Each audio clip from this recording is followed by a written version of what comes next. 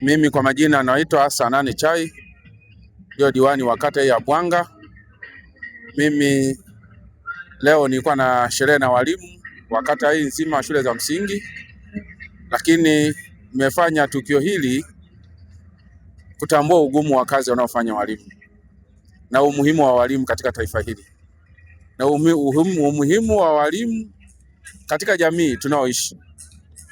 Maana bila elimu hakuna jambo lolote linaweza likaenda.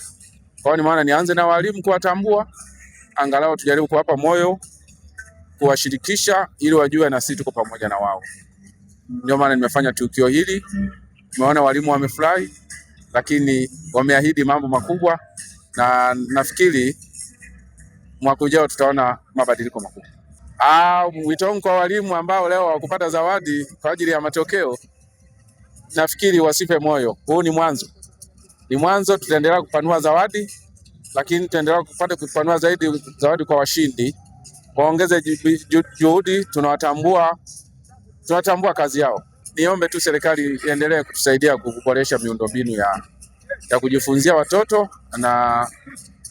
na maeneo ya kufundishia walimu.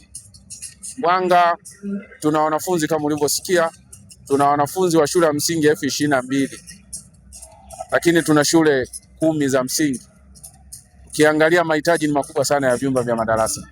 Kwa hiyo niombe serikali yangu sikivu ya Chama cha Mapinduzi tuendelee kutushika mkono. Sisi tuko tayari kushirikiana nayo kwa ajili ya kuhakikisha tunaandaa mazingira mazuri ya watoto wetu. Jina mimi naitwa William James Bodogwe. Mimi ni mwenyekiti wa chama kata ya Bwanga. Kwa jambo hili ambalo limetukutanisha na walimu ni utaratibu wa mheshimiwa diwani, kwa sababu slogan yake ni elimu kwanza katika kata yetu.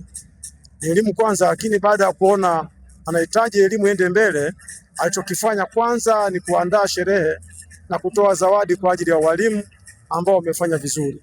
Kwa sisi